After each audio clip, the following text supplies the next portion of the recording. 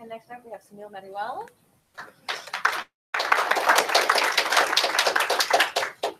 So good morning, everyone. My name is SMadhiwala, and today I'll be presenting my project on physical therapy in the new world. So first of all, I'd like to start off with my quote of quality, which was, "It's not that I'm so smart, it's just that I stick with problems longer." I feel like this quote really stuck with me and many of my other BRVGS seniors because it wasn't the problem of getting through different challenges throughout our research project or even our internship or our community service. And it's not the fact that we were smart to get through. It was the motivation, the mindset that we had to get through these challenges to learn something new out of it, and not that we had to find shortcuts throughout the way. And so that really stuck with me, and that's mainly why I was able to get maybe much of the information that I would get throughout my project. And so why I chose physical therapy. So I've always had an interest in a medical field and combining my interest of sports. And so I was looking at either athletic training or physical therapy to go through these different tasks. And another reason why I chose physical therapy over athletic training is because I've personally been through physical therapy and I love the environment that you're in because the people there are there to help you. And I really wanted to be there and see how it would be on the flip side of it and helping somebody get physical therapy rather than being the person who's receiving it.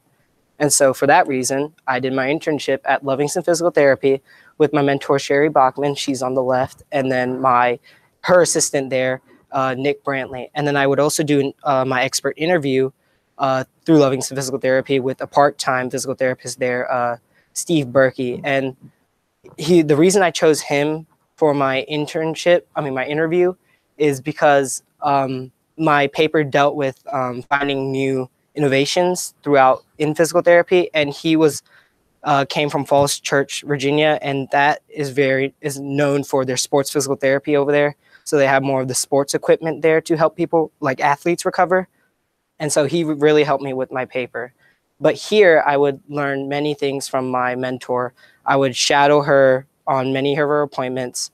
I would sit in on many of her initial examinations, learn about different injuries that people have had, and learn about there isn't always one specific process that a person goes through for even the same injury. Everybody is different. Everybody has pain in an area, but they also could have pain in different areas along that. And so learning that there's many steps that goes through this process and learning about the different equipment and all the other machines and other technologies that they have to go through to help a person get better is very important. And so I worked in the office space here too, and I learned how to manage appointments, learned how to go through schedules, make sure that a patient is able to get the timing that they want so that they can come on at a regular basis on a regular scheduled time and not be hassled by outside work.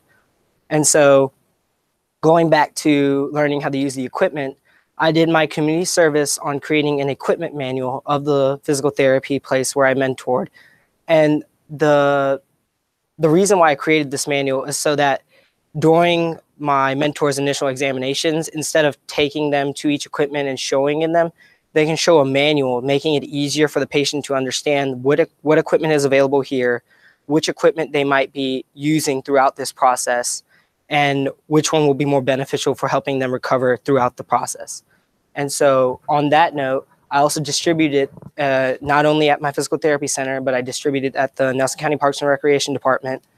And I also distributed at the local library because the manual was not just only for helping people at the physical therapy clinic. I wanted to also raise awareness to the whole county, showing that equipment like this is available and use it safely, because many injuries come from people not being able to use the equipment safely. And knowing how to use it and use it properly will allow them not only to get better, but make sure that they don't get injured in the process and have to go to physical therapy in the end. And my survey results turned out great. I got great response back, and I was very happy of how the county thought of my project. And so that brings me to my paper. So I did my burning question on what new forms of physical therapy are available and effective for assessing and treating patients.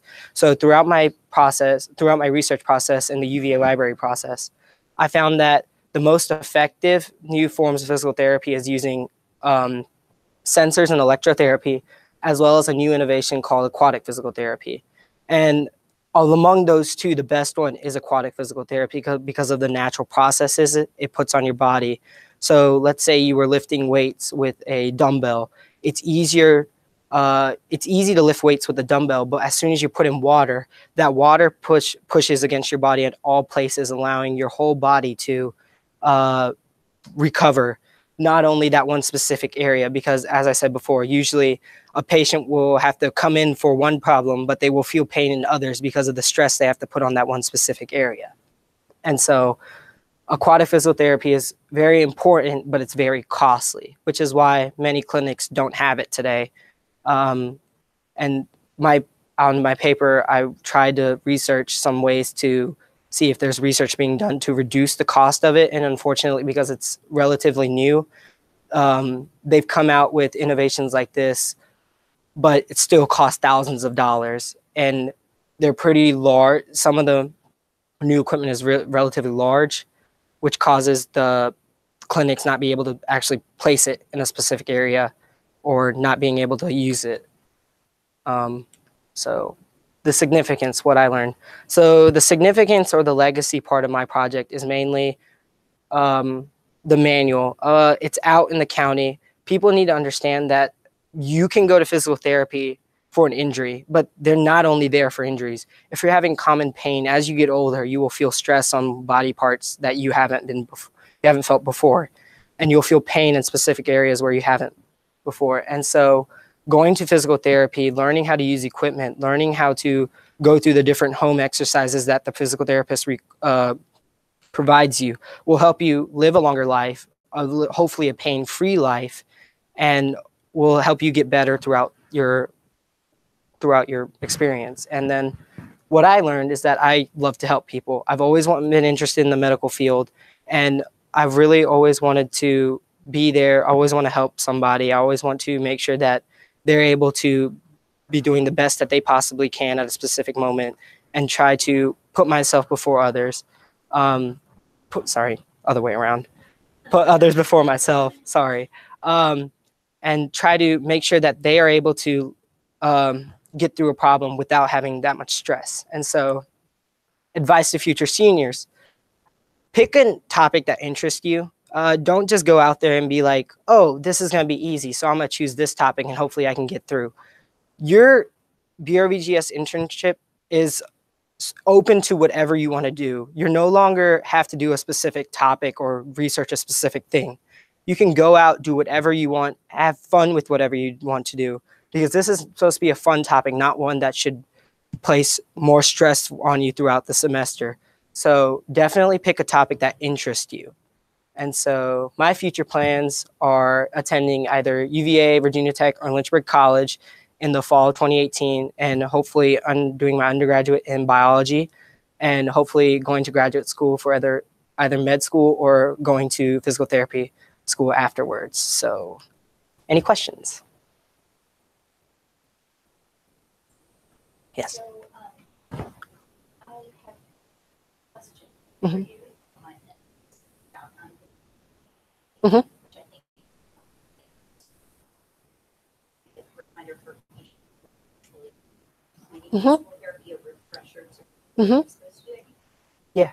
But you said you distribute that to the center. Yeah, so two of the specific equipments on the manual are treadmill and elliptical, which can be usually, you can buy stuff like that for home use, or if you go to a gym and you're interested in learning how to use different settings on it, it helps you just make sure that you're safe when you're using them.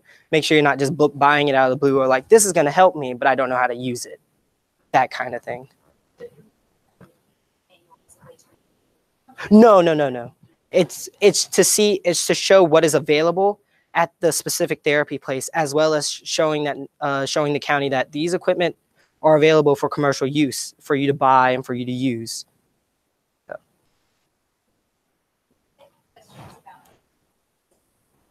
Mm-hmm.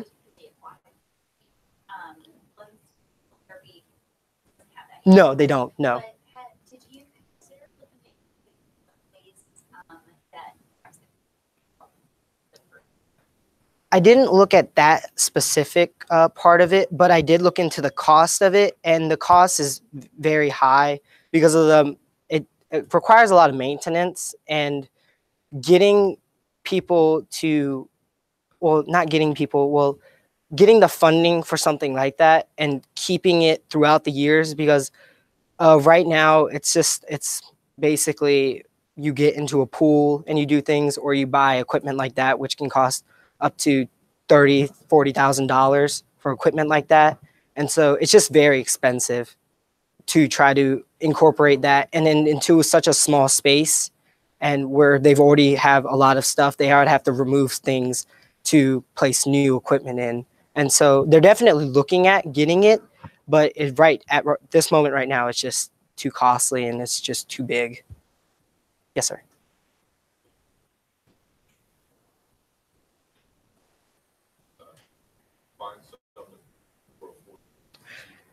Yeah, so there's new innovations called electrotherapy, which many places have now. It's when they put patches on your body at specific areas, and they run kind of like a massage uh, through, or they run pulses through, which kind of alleviate the pain and cause you to relax a little bit more. And so that's one that many places have now, and that my Livingston Physical Therapy did have.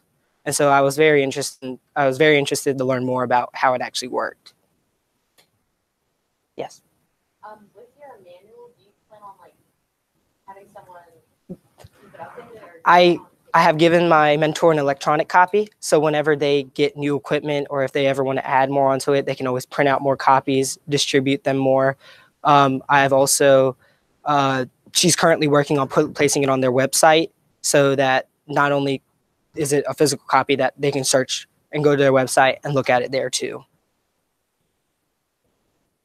Yeah, I would love to take on the choice, and I'm still working with her now, communicating with her, talking about what ways I could still change it, what things I can add, and we're always continuing to work on that.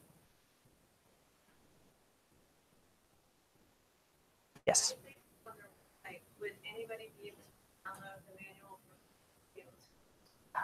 manual? Didn't really talk to her about that part. All I know is that she said it would be a great idea to place like a PDF, embed a PDF on there. So definitely it could be downloaded, and for others to have on like use on hand whenever they want, so they don't always have to go back to it. So I guess, yes, it could be downloaded.